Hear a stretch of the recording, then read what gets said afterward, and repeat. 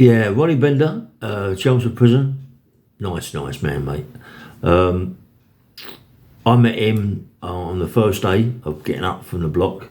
When I went up to my cell with Togi, went in my cell and just sort of sat on the bed, really, just looked about me. I couldn't believe that I was actually in the system, yeah. I wasn't in the block, lost. I thought I'd never come up from there. I thought they were going to kill me, but there I am in the system now, and I'm feeling a lot better than what I did. About what I'm on there for, in the cell for about an hour, just sitting there talking to Togi, and a guy comes to the door, and it's this guy called Ronnie Bender. He comes in, he shakes my hand, and he says, "Mate," he said, "I've heard all about you, Ray. What you've gone through, mate." He said, "It's a bit of a liberty what they've done to you. And how are you, mate, anyway?" So I said, "Yeah, I'm right, Ron." Well, he said, he said, you look rough, man." He said, you look rough." I said, "Yeah, I've had some beatings, Ron. I bet this what they do, mate, to you in prison, isn't it?" Anyway, he said, "Look, get yourself sorted out." And he said, "Come to my cell." He said, "We'll have a chat." He said, "I'm going to give you some bits and pieces." I said, "No, you ain't got to do that." He said, "Listen, I'll give you some bits and pieces. Don't argue with me. Come to my cell." Anyway, so I've done a bit of cleaning up as much as I can do. And I've got nothing in there under the bare necessities. A bed, table, chair, cupboard, side panel, and all sorts of things like that. Little side table, what's normal in a prison cell. But I've got to make it home. But you go around and get your bits and pieces later on. So I go to see Ronnie Bender, and this geezer, man, he's such a gentleman. When I walked in his cell, it was like walking into a hotel suite. I swear on my life. He had like everything you could possibly want. He had these things hanging from the ceiling, like these beads and bits and pieces like that, but it was all lit up. If you're trying to light out in the cell, it'd all be a light, And I don't know if he slept with that, because I couldn't sleep with that, but he had it. He had curtains, carpets, bedspreads, pillows, record players. In them days, you weren't allowed televisions, you weren't allowed DVDs and all them sort of things. So he had one of the best record players you could have. I forget the name of it, really. I'm not quite sure. It was a Pi. I'm not quite sure. It's a beautiful one it was, and a bit big. And he had a hacker. He had a massive hacker. A really, really big hacker, and they're worth a lot of money, these things, today. How much that cost him now, I don't know. But he had all that. His cell was just, this is how you want the cell, comfortable. If you're going to do Big Bird, you want it like that. I used to have it like that years ago in Chelmsford prison, but not in Albany. But, it would get chucked out of there, and it's, and you've got to do what you've got to do, and you're in the block. Anyway, he said, "Look," he said, "what do you need?" I said, "Look, I'm all right, man." He said, "Listen, you got sugar?" I said, "Look, I've got nothing." "Mate, I've got nothing at all." He said, "Okay, bag of sugar, £2 bag of sugar. Coffee, tin of coffee." In prison, because when Bender gets in the kitchen and sees you on a Malloy, coffees and things like that are not in boxes and that, they're in tins, yeah. So, because they're all nicked out of the kitchen, you know what I mean? Anyway, so he gave me a tin of coffee, £2 of sugar, but £2 in a big tin. Tea bags. Was it? No, not tea bags. Dry tea. A bit in a tin. He gave me a kettle, not a kettle, like a teapot. Everything, biscuits, cakes, sweets. I didn't smoke, but he said, "Look, here's some tobacco." I said, "I don't smoke one." He went, "Look, you can buy yourself bits and pieces in there. There's some tobacco for you, mate, take it." He said, "Don't argue, just take it." Anyway, I sat down in the cell, really, really comfortable in there, mate. And the guy was a gentleman. He was a gentleman. If anybody was nice, it was him, yeah. And sitting there, and all of a sudden, you get people come in. Now don't forget, Ronnie Bender's a legend. he's nicked with the craze. He's a legend. I always thought that Ronnie Bender give the craze a knife, but it wasn't him, yeah. Anyway, Ronnie Bender's done a big bit of bird for next for really just being at a place at the wrong time. You know, being there when they stabbed him up, jacked it out and all that game, and just, you know, being at the wrong place at the wrong time. And he got big bird.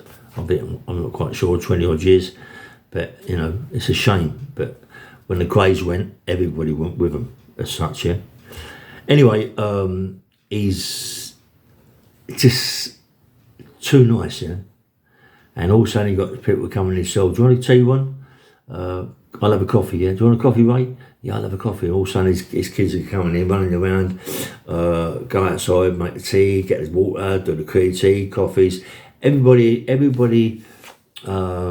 in Chelmsford prison, barring me and a few others, I suppose, had flasks. Ronnie Bender had about 3 big fat flasks there, and what they do, they go down to the kitchen, downstairs, the kitchen, and just boil the water up and fill the flasks up with boiling water, so they ain't got to keep running up and down doing the jugs.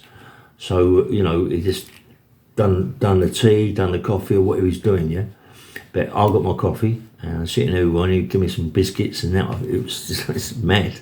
This is prison, you know what I mean? And anyway, he said, "Look, come over later, and, you know, come over later and have a chat." So he says, "Oh, look, it's dinner time now." So anyway, so I went back myself, went downstairs. I couldn't believe the food. I mean, the food was exceptionally nice for a prison, do you know what I mean? But I want to get a job in the kitchen because that's where I come from, the kitchen, from Albany, yeah? So there was a guy called Mitchell. He was the SO in the kitchen. He was on the hot plate. And I said, "Listen," I said, "I've just come here from all sorts of places, yeah."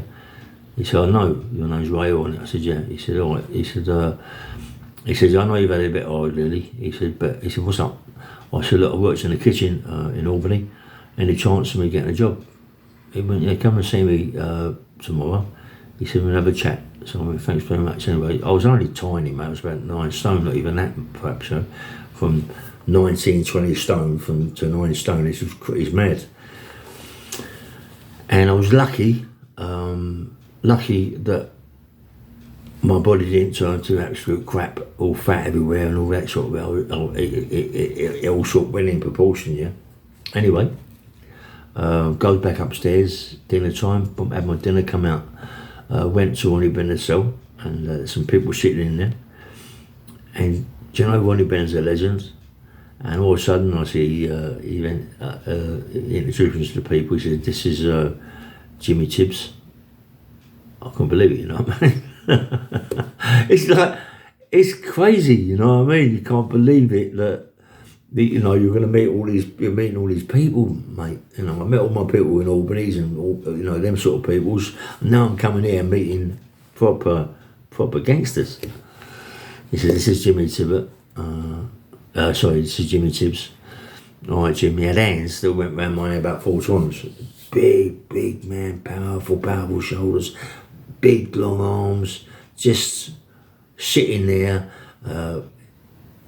just a legend, but looked like he was the boss with Ronnie Bender. I don't know, but they look powerful. And next to him is his son, young Jimmy, the fighter. And I looked at him, I went, "Oh, mate." He shook his hands and he sort of like got up and walked out. Don't know where he went, but then Mickey Green, they all want to come and see you because you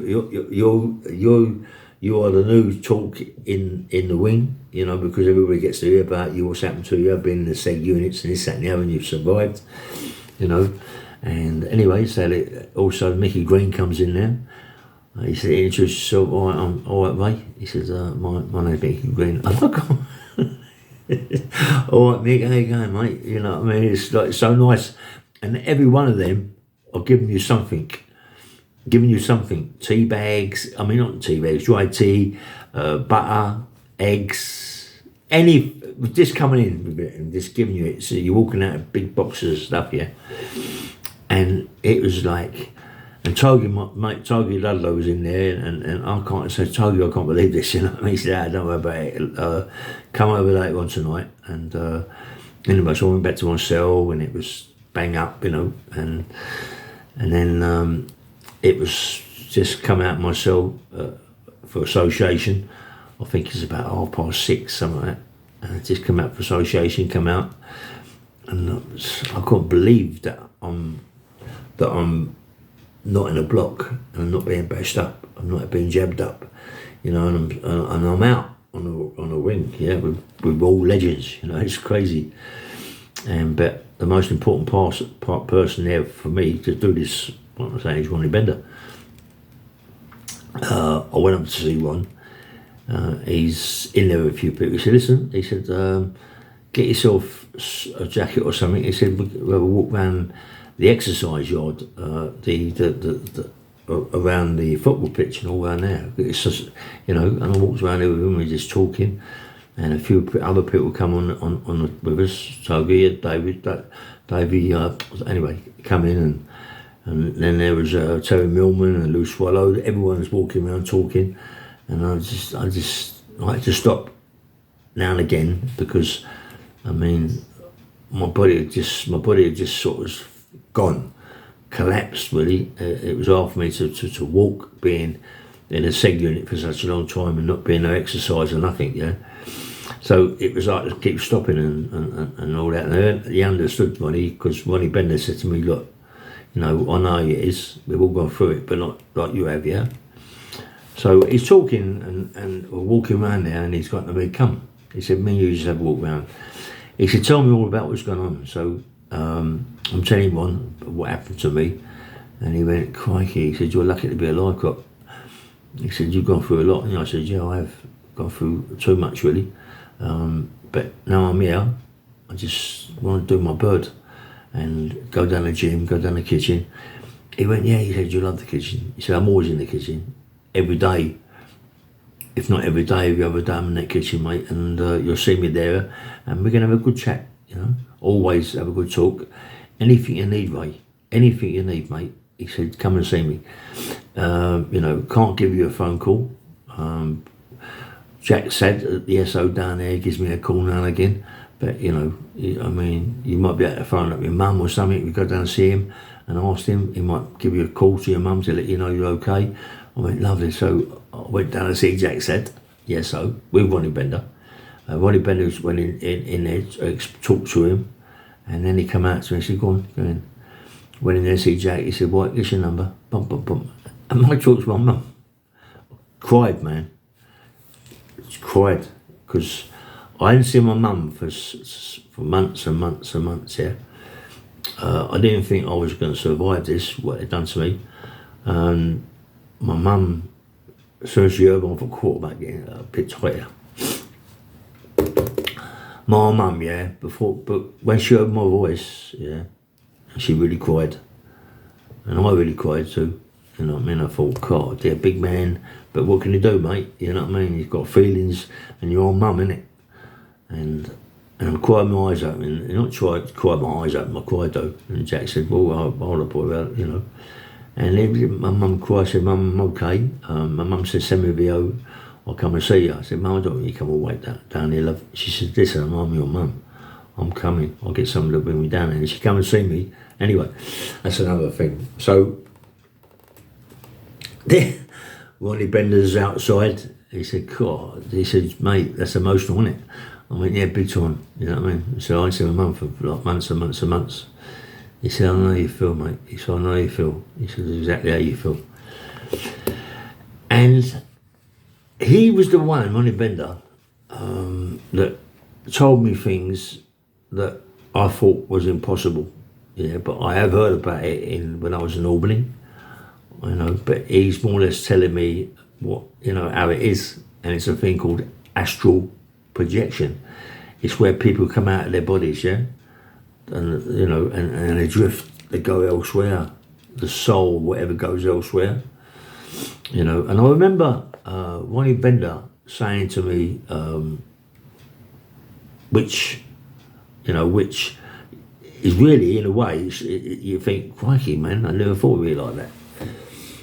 if you take what you are, or you look at yourself, you are what you are, you think, right. But if you take all that skin off, everything off, just leave it there as a skeleton, but all the insides are still there. Where are you? Where are you? Do you know what I mean? Where are you? You know, all the insides are there and the brain's there, but where are you? You've gone. You've disappeared because the skin is you, innit? The skin is you, so the skin is just you. The inside, what? How? And you're looking at you know, the way he talked to me, he said, just look at it, you know, when he showed me this diagram, you know, this book of people's skeletons and all that, how people are. And he was really into this out of space or out of wherever, you know, and believing that what you know, if you take your skin off your body, where are you? Explain to me where you are. You know what I mean? Your heart's pumping, you know, and all this and there. But where are you? You're gone. Your skin's been took off you, and you're gone. You're not around. And we think about it, you know. Anyway. So I thought, yeah, man. But he was telling me about his astral projection. And these things that hanging from his ceiling, these beads and all that, they go lights and all that. He said at night time, but he can turn it off and on. He showed me how he turns it off and turns it on. It's unbelievable. He pulls a wire out from the wall, yeah? We know about all the chasing down the wall from the lights and all that. He pulls his little two wires out and the light goes out. And he's got the lights. He said, dear, what I do, he had these big cushions, massive big cushions that they made, really big, huge cushions, yeah, in his cell. Where people used to come in and just sit down, puffing, everybody was puffing there, but I didn't puff, they're all puffing, and you go in there, so, oh, wow, anyway. But he used to say to me, yeah, what I do, I just lay down there at night time and I drift. And it's called astral projection. He said, I'm gone. He said, I'm gone and I meet my girlfriend. Or his wife, she's Filipino, and he's gone, you know, and he comes back later, gets into his body. I said, so what happens if you don't get into your body? He said, well, I'm dead. Your soul goes. You think, hold up, man, this guy's deep. He's deep. He's really deep, you know what I mean? You think, oh my God. You know, but you can really understand it, you know, about your body and your skin. Where are you? You know, anyway, so I went, crikey, yeah, man. And so he said, anyway, I went and come back, and it was at night time, in the evening time, and everybody's in there. Mickey Green, Lou Swallow, Terry Millman, not Togies in there, Togies with other people in his cell puffing, yeah.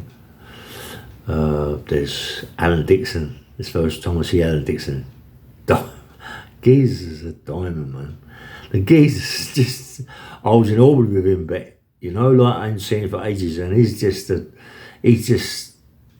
the best, mate. You know, he started singing to me and telling me jokes, making me laugh and making me feel really at home. You know what I mean?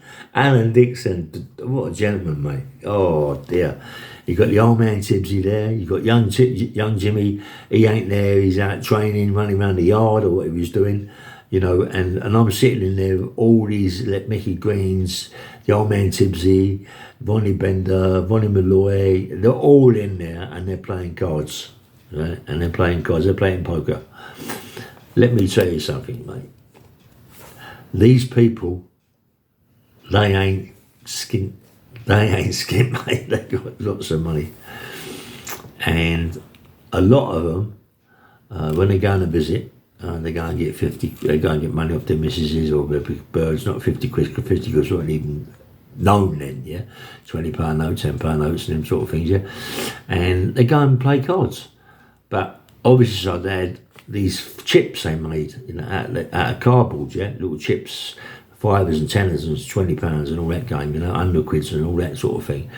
Yeah, man, there was be a lot of money passing over, playing poker. You could see it. I mean, sometimes there'd be £2,000 in there, £3,000 in there in a pot. I'm not joking, mate. And these people are Keiko. I mean, Mickey Green. He was, I should imagine, Mickey Green and Ronnie Malloy were the two richest guys in that nick, in that prison. You know, honestly, because you think about Ronnie Malloy, all that silver, millions and millions of pounds of silver that he took. I mean, you know, and he had a lot of money anyway. You got Mickey Green, who's one of the biggest drug dealers ever. Mickey Green. He was like, well, when you think about it, Mickey Green, when he come out, he got nicked, went to America, didn't he? And he got another 20 odd years. But he was big time. He's similar to Howard Marks. Me, when I was in Brixton with Howard Marks, in the cell with Howard Marks, only for a couple of weeks.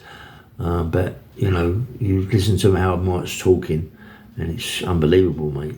They're unbelievable, the money that they go through and what they got. And you look at these people and you think, they ain't got a tenner. And all the time he's smoking. Anyway, Howard Marks is another thing, Howard Marks, you know what I mean? But they're just legends, aren't they? Like legends, the people that are dead. And, you know, and I actually shook their hands and cuddled them and all that, you know what I mean? And talked to them. It's like, you know, you read these books and you think, yeah, man, I've been there, I know everything about these people. There's nothing they can really tell me about them, you know. I know everything, really. There is to know, because when I see Howard Marks, I used to see him outside, you know, now and again with another mate of mine. So, you know, anyway. Yeah, it's like, and when you're in there, Ronnie Bender, he was, I don't think I ever seen Ronnie Bender have the hump with anybody, really. I've seen him go to the toilet and get someone in the toilet and put them around the neck and have a go at them in that respect, but no physical punches and all that. I think people knew that Ronnie Bender was Ronnie Bender, and Ronnie Bender and Jimmy Tibbs run C-Wing, Chelmsford Prison, C-Wing. They run it, mate. And, you know, no matter what, you ain't going to give one of them a clump, mate. Well, the old man, he'd give the old man a clump, he'd just tie you up, he'd squeeze you, and he'd throw you like a fucking 10-pin bowling that ball down the on the ones. You know, you all muck about the old man. I'll tell you that now, because much about the old man, you got young Jimmy who'd punch all around the gaff, because he can have a fight, young Jimmy. But the old man was a gentleman. I've never ever seen the old man running anybody down. The old man didn't really talk that much, the old man Tibbsy. He didn't talk that much. He was just a nice guy, you know. And anyway, I got a job in the kitchen. My first job in the kitchen was on the washing machine. Imagine that, can't you, in those days. So my first job was in the washing. Mate, I hated it, because you just get sores up your arm with the soap, yeah. But you've got to do the job, and you know, and then you get people to drive you mad. My mate Peter Lyons, Togie Ludlow, Terry Millmans, Lou Swallow, and Dave Potter, all them sort of people, yeah, were always together, and they're always puffing, and they're always looking for a puff, and they kill people for a puff. And Peter Lyons in the kitchen, yeah. Before I really got into him too much, he used to drive me mad. Because you've got this big, he's the one that a lot of washing up comes from, the coppers, yeah. That's, you know, but he used to do it deliberately to piss me off. He used to get the bowls, the mixing bowls, and muck about them and do this and chuck things. 4 or 5 bowls time, he got them out there, he just washed them, he come back, and big trays and all that. Oh, it drove me mad. And I used to look at me and laugh, you know what I mean? I thought I'm going to kill him, but his geezer's no fool, mate. He was stabbed to death. You know what I mean? Anyway, so I'm in the kitchen, and Ronnie Bender, Jimmy Tibbs, I'm next to the potato place where they do all the potatoes for the little baked potatoes and the chips and all that game. So I'm now in there. I'm off the washing. I'm in there. I've seen Ronnie Bender come around a few times in the kitchen. Hello, mate, all right, mate, how you all right, go? Come and see us tonight, have a cup of tea, have a coffee, you know. But every time he'd see you, it was never, oh, don't come tonight, I'm too busy. It's always, come tonight, have a cup of tea, meet some people, yeah? And it was always, go in there, make me a cup of tea, flask of water, and a cup of tea, sit down, or coffee, make me a sandwich, do that. Everybody in there felt at home because he had, Ronnie Bender. I've had a few people on my podcast that are screws from prisons, yeah, and say, no, it wouldn't happen, it couldn't happen. No, you're out of order, it could not happen. Let me tell you something. Well, Chelmsford prison, C-Wing, was a different prison. It was a wing in a prison, but the prison was a different prison. You had the best governor you could ever possibly have in the nick. You had the best chief that you could possibly ever have in the nick. They just let things go and give you whatever you wanted to a certain extent. They didn't know what you had in C-Wing. Obviously, it's crazy. But Ronnie Bender, when he come to the kitchen, right, and I was next door doing the potatoes, I see him in there with Jimmy Tibbs, right, come out with steaks, pork chops, put them in his bucket on the works. He goes out, walk out, screws not even search the bucket, just, all right, man, out he goes. Oh, mate, I see Ronnie Bender one day, some lambs come in, about 4 lambs come in. He's cutting them up, Jimmy Tibbs, Tibbs, the old man. He's cutting them up. He must have been in one of the meat markets in the city, because the way he mucks about with a knife, you wouldn't want to be in there and upset him. He'd dismantle you in seconds. I see him with a lamb, cutting it all up, and Ronnie Bender walking out there with a big leg of lamb in the bucket, just covered it over with a towel, walk out, screw stone, nothing, let it go. Pork chops, lamb chops, bits of steak and all that. Go back to the wing. You see, and then he'd come back maybe 2 days later, going to see Ronnie Malloy, the pantry. Ronnie Malloy couldn't say too much. Ronnie had the thickest lips I've ever seen in a geezer, yeah. But anyway, Ronnie Malloy never said too much. Ronnie Malloy's always, no, you can't say this, can't say that. But when Ronnie Bender went in there, mate, he come out there with so much stuff. It was unbelievable. Ronnie Malloy hated it, really. As soon as you see Ronnie come in the kitchen, he just wanted to get out. He just wanted to get out the wing, out the kitchen onto the wing and shut his thing up, and that's it, yeah. But Ronnie would get in there and come out with so much stuff, and Ronnie Malloy couldn't say too much because Ronnie Malloy was in Ronnie Bender's cell playing cards, playing poker, and so Ronnie Malloy had to be careful. He couldn't say no because he'd be in trouble, yeah. Everybody in there might pop at him. So anyway. So Ronnie Bender used to walk out of all this, and do you know what?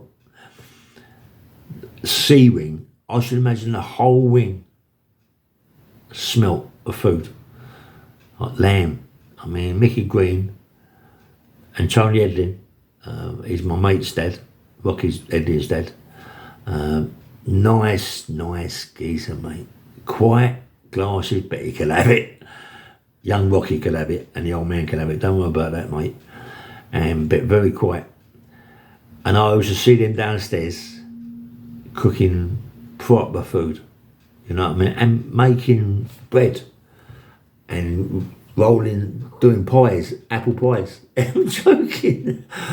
I was in Ronnie Bender's cell one day, right, and an apple and blackcurrant pie come in, a proper pie like that, on a metal plate.